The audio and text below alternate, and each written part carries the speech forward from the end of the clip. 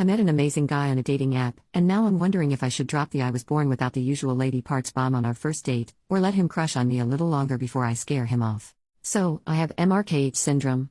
Basically, this means I was born without a vagina, vaginal canal, cervix, uterus, and fallopian tubes. This makes it so I am unable to make love and unable to have children. I met a guy on a dating app about a week ago and we've been texting ever since. I've been super busy with school, volunteer work, and meetings, so we haven't actually met in person yet. We spoke on the phone once so far while he was walking home from work at 3 a.m. He's a bartender. He's really funny, and I feel like he gets me. We've set up a coffee date for Wednesday and I'm really looking forward to it. So far, he's definitely shown interest in me, saying things like how he's been crushing on me or how he thinks I'm really sweet and lovely. I don't want to get ahead of myself, but I feel the same way back. This is the first time I've ever connected with someone this way on a dating app. I'm excited, but at the same time I'm also very nervous. He's very honest and blunt about things and I feel that I need to reciprocate that. A lot of doctors and therapists say that there's no right time to discuss it, only when you feel comfortable. Although that's true, I don't want either of us to be invested in the other before having the chance to talk about it. So I guess my question is, how long should I wait before telling him? Would it be too much if I told him on our first date? I mean, for all I know, maybe he won't even be interested in me after we meet in person. But at the same time, if he is, I'm not trying to scare him away. And a follow-up question, how do I begin to tell him? Maybe a funny way to approach it? Or a good conversation starter that could lead the conversation towards my condition? I've told one guy before and that didn't go too well. I waited a month to tell him and I ended up crying while doing it. He was interested in me before I told him, but afterwards, he was only interested in being friends with benefits. My self-esteem definitely took a kick with that one. First update 5 days later, I apologized for the length of this, but I suppose I needed something for me to lay out what happened and come to terms with it myself. In short, it went terrible. And frankly, I didn't handle it well. The original plan was to get coffee, see how the date went and go on from there. He told me he had been recently fat-fished, not sure if that is the correct term, but he had previously met up with a girl who was way heavier than what was presented in her dating profile, and it allegedly went poorly. He was texting me less and less leading up to the day we planned on meeting, last Wednesday. He texted me Tuesday morning saying that he was sick, and apologized for the lack of communication. I had classes that day and was only able to get back to him later in the evening. I asked him if he was busy because I wanted to call him, see how he was feeling, and figure out what the plan was. I told him that health comes first, and we can always reschedule, but he insisted how badly he wanted to see me. Somehow he convinced me to see him Tuesday, at his place, even though he was sick. Once I got to his place, he was extremely sweet and nice. We totally hit it off. He complimented me a lot, said I was cute and hugged me, twice, all excitedly like when a puppy sees you when you get home after a long day.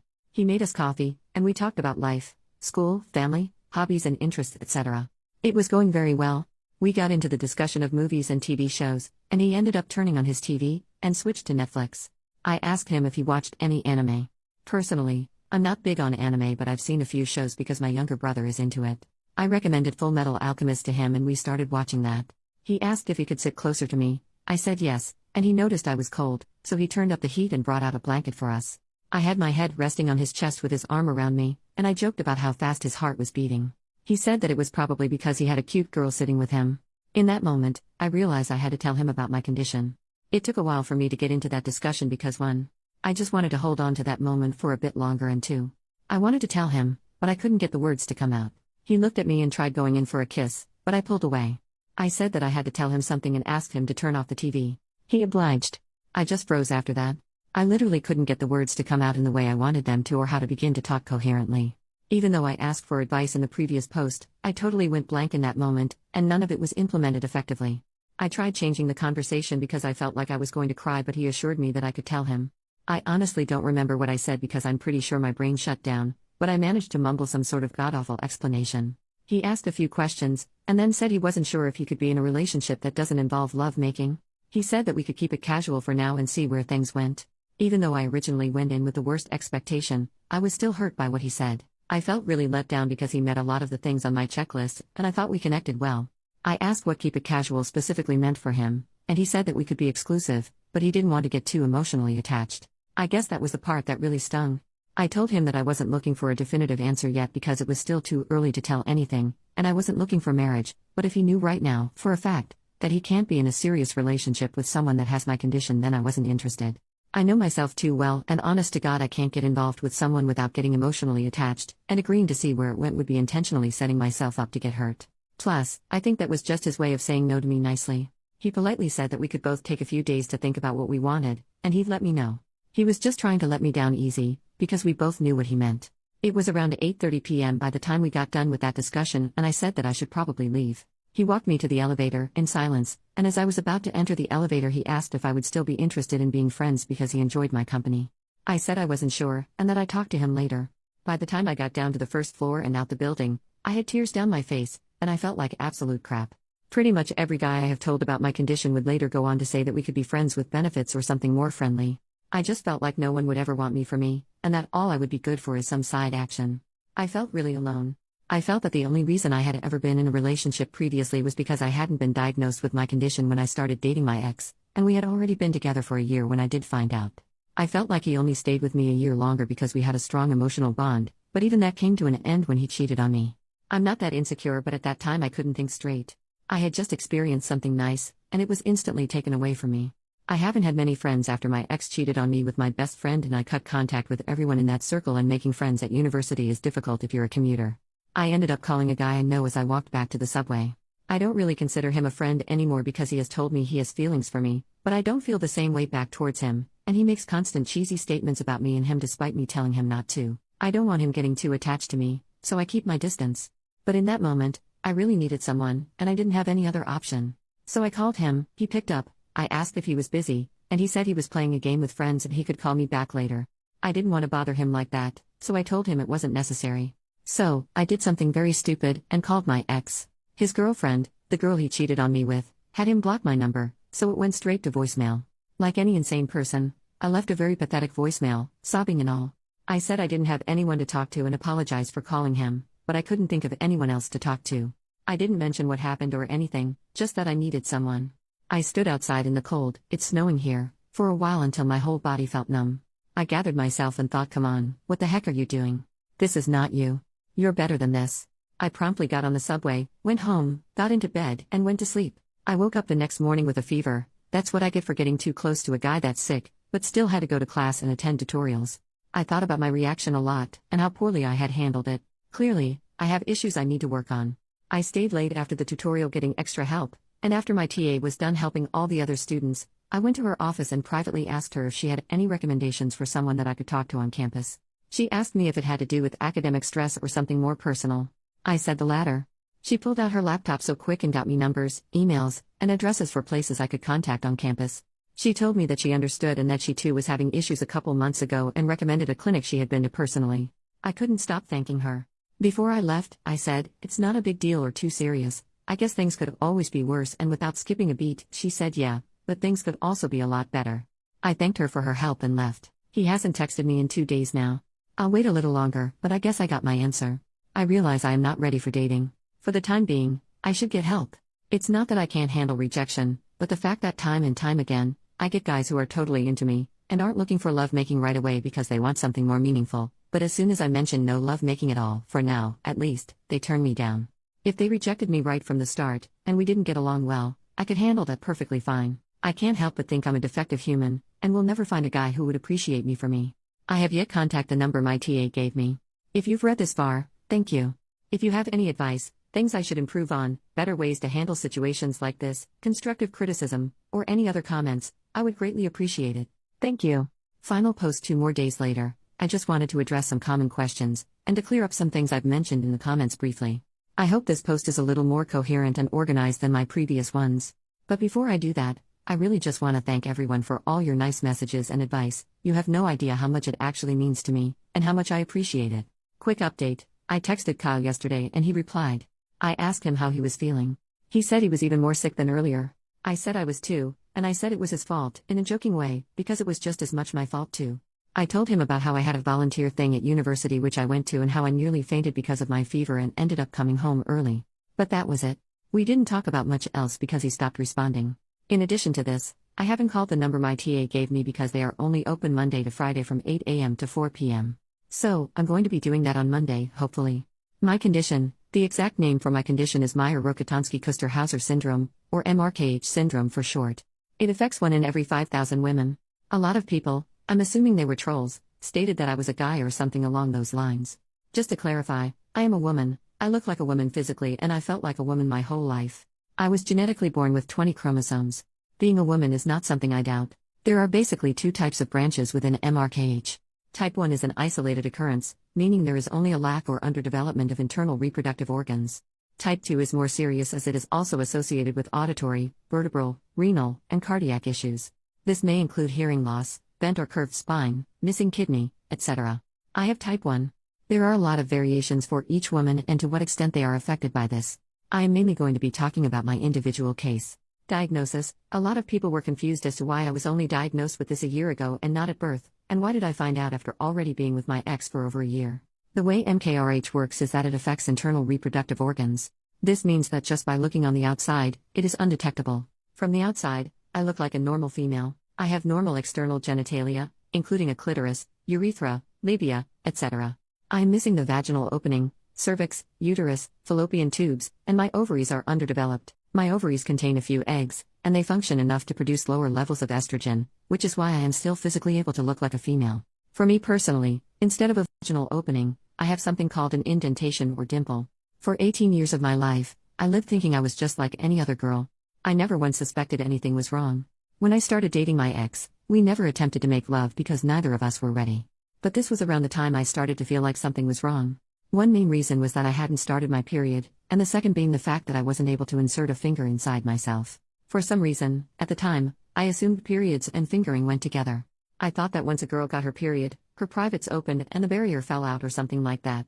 It's weird looking back at that now, haha. I went to the doctor's one day, this was before I started dating my ex, with my mom after she started getting worried about me not getting my period. This is probably one of the most common ways women with MRKH find out about it. The doctor simply assumed that I was a late bloomer and told me to fix up my diet and work out. I was underweight at the time, around 82 pounds with a height of 5 feet. I was referred to a pediatrician who did absolute jack about my situation. The following year, I got my crap together on my own. I joined the wrestling team, track team, and I started doing weight training. As a result of this, I was also eating way more, and I gained a lot of muscle mass. I got my weight up to 120 pounds when I still hadn't gotten my period. I went back to the doctors. They still didn't take it too seriously, telling me that some women don't get their periods until they turn 20 or something, or asked me about my family history. I had multiple blood tests done, showing my levels were completely normal. I didn't feel like everything was normal, so I switched around doctors, seeing different specialists, and pediatricians, getting more and more blood tests done each time. Needless to say, I was getting tired of blood tests because I knew they didn't show anything. One doctor said my prolactin levels were too high, but I think that was circumstantial. Prolactin is the hormone that produces breast milk in pregnant women, and she kept insisting that I had breast discharge, which is something I had never experienced before in my life. Somehow, I can't exactly remember which doctor, I ended up getting put on birth control pills as an attempt to reset my biological functions and induce a period. I diligently took the birth control pills every day. Nothing happened. This is when I thought, is it just me or does healthcare in Canada suck? Then another doctor suggested I get a pelvic ultrasound done. This is when they found the issue. The poor lady who did my ultrasound spent over an hour looking for my uterus, which didn't even exist. The doctor did a pretty terrible job of telling me the news, in all honesty. She stood at the door, ultrasound reading in hand, with the door wide open, and told my mom I had MRKH. She said according to the ultrasound I had an underdeveloped uterus. This ends up being false later. She literally didn't even spend 2 minutes talking about it and left. I walked back to the car with my mom. She was crying as she called my dad and told him the news. His response was just to start swearing, not knowing he was on speakerphone and I could hear him. And then he said, "It's okay, just forget it." I came home, and I did some Googling and started to learn more about MRKH. I had already been with my ex for over a year up till this point, and I texted him while he was at work, and told him about it. I also added that if it changed anything between us, that I would understand, and I wouldn't hold it against him. As much as I might hate him now, he was the only one who ever handled this news properly, which is something I really needed at the time. After the initial news, my doctor handed my file over to a sick kids hospital in downtown Toronto as they were better equipped to handle cases like mine. They started off by wanting to get everything straight with what they knew about my condition. They had me get an MRI done because, although ultrasounds are more inexpensive, they are not as clear and detailed as an MRI. I also had an ear exam, x-rays of my spine, and another pelvic ultrasound, to check kidneys. Doctors aren't allowed to disclose patient information, and of course, the poor lady spent a good while looking for my uterus and even called in another technician to help. I ended up asking them if they were trying to look for my uterus, because I didn't have one. The look on their face was hilarious, as I'm sure they probably never heard of my condition either. After I met up with my doctor, and everything was figured out, I was properly informed that I did not have any issues with my spine, or kidneys, or ears, but I was missing a uterus, cervix, vaginal canal, and fallopian tubes. I was called in for another appointment after a couple weeks, and they did a physical examination where they wanted to measure the depth of my vagina. They had me lay down with my legs in the stirrups, and they took a Q-tip covered in a lubricant gel and inserted it in me. The depth of it was about 3 millimeters deep. It was actually quite painful, and I hated doctors by this point anyways. Family situation: my parents are pretty religious, and discussions about topics about the female body, menstruation, and private matters like that are highly taboo. Everyone knows about it, but no one talks about it. My mother isn't educated and she doesn't know English well, so most of the time when I went to the doctors, I went with my dad. It was very weird and awkward. The few times my dad refused to go with me, I went with my mom and had to translate everything the doctors were saying for her. After my last appointment with Sick Kids Hospital, they referred me to a social worker who gave me her business card, some brochures and other things with information about my condition. My dad took those from me and threw them out, saying I didn't need them. They also asked if I would like to attend the support group meetings they had weekly at the hospital, to which my dad also insisted that I didn't. Going to therapy at the hospital in secret isn't an option because it's too far. I can't drive on the highway yet, and it would be impossible for me to make up some lie to go. Taking the bus there would take over 2 hours, which I don't particularly mind doing if it helps me, but I don't have time due to school. I actually got a letter from the hospital in September about a pretty cool MRKH conference here where different doctors came with information and everyone dealing with it was invited. I really wanted to go. But again, it was far. I figured since it was a once-in-a-lifetime opportunity, I could definitely bus there. The event started at 8 a.m. and busing literally took 5 hours. It was unrealistic for me to go. So then I told my parents about it and they said, "You don't want to go to that. They'll put all sorts of rubbish in your mind and now you're not really a woman." I tried arguing that it was exactly the opposite of that, and that they want to inform you that you are a woman despite the lack of certain organs. They responded by taking away the letter, which had a website address on it, I had received from the hospital, and throwing it away. I had someone telling me that I need to stand up to my parents. My parents aren't the issue, but my dad is. Unfortunately, due to the circumstances that I don't particularly want to reveal online, standing up to him jeopardizes everything for my mother and my younger siblings, which is something I refuse to do. I am well aware of the crappy situation I am in. I know they are being abusive, in more than one way. I've thought long and hard about it, and I've come to the terms that not doing anything about it is the best approach. I'm not saying this out of fear or wanting to be selfish and pretending like we're a normal family. I've seriously taken everyone's well-being and the future of my younger siblings into consideration, and unfortunately, this is the best option for now. Surgery: I had a lot of people asking or informing me about surgery. In my first post, somewhere in the comments, I believe I said something along the lines of I'm a broke college student, and surgery isn't an option right now, as a way to avoid talking about the real reason why I can't get surgery yet. Lucky for me, I live in Canada and I have health insurance. Surgery is definitely an option for me. But due to my family situation, they believe that I won't need surgery until after I get married, because I mean it's not like I'm going to be making love anytime soon. Haha. Additional comments. 1. A lot of people, mainly guys, are saying that I could look into doing butt stuff. It's all about personal preference, and I hate it. It's not hot, it's not fun, it's literally feeling like reverse pooing, and it's not a good feeling. 2. I can look into the asexual community, but I am not asexual. I may not be able to satisfy my needs, but I do have a pretty high intimate drive, and I do enjoy giving and other sexual activities. I don't know if I would want to be in a relationship with an individual who does not want that. 3. A lot of people had a lot to say about how I handled the situation. Some saying I did the right thing, and others saying I did it too soon. Honestly, I haven't figured out the right way to go about it. I have experimented with telling on first date, telling after a couple dates, telling before we even meet up, and none of them have gone well at all. I once told a guy about my condition before we met up, and the first thing he said to me when he saw me was, "Aren't you surprised I still agreed to meet up with you after what you told me?" I was so taken aback by it, I didn't even know how to respond to such an insensitive and arrogant comment. Someone said that if a dude has irritable bowel syndrome, I'm sure it's an important part of their life, but it's a huge first date turnoff. So he shouldn't disclose it on the first date. True, but it's not like them screwing is going to be affected by his IBS. I didn't disclose it because it was an important aspect of my life, but because it was relevant to what was happening.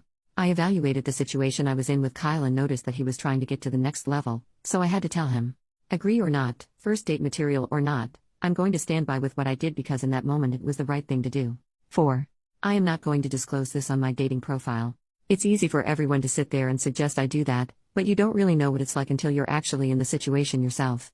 I don't want to publicly display it to guys I'm not interested in, nor to those who aren't interested in me. I know guys who also use those dating apps, and I don't want them to stumble across my profile and find out about it. 5. The guy I ended up calling on Tuesday night, after I left Kyle's apartment, he knows about my condition. He has told me that it wouldn't bother him.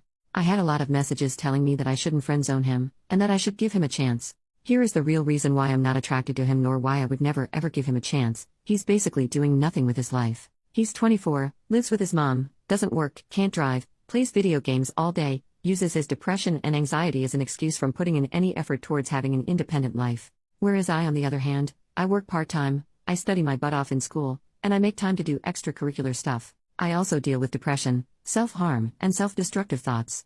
But I treat each day as an opportunity to make progress. I'm not saying I'm better than him because our circumstances are very different, nor am I saying that he's not trying his best because everyone deals with things differently.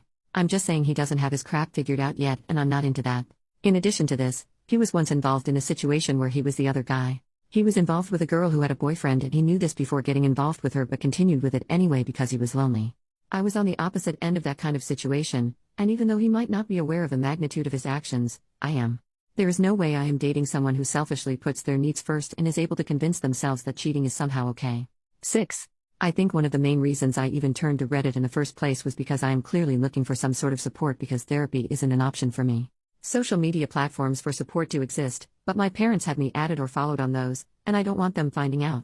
This is far longer than it needed to be, sorry. I hope I answered some questions. I really do appreciate all the support I got. Thank you, and take care everyone. Edit 1, I'm only doing this to feel better about myself. Kyle finally replied to me and said, I definitely do not want to get involved. Fuck you, Kyle. If y'all want to hate on him, feel free to. I welcome it with open arms.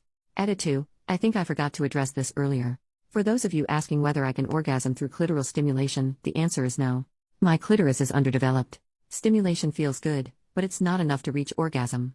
Maybe a stronger vibrator or something like that would work? I don't know. I haven't tried. Edit 3, guys. I can still pee. I have a urethra. You do not put a guy's pee-pee in the same place you pee from. Simply anatomy.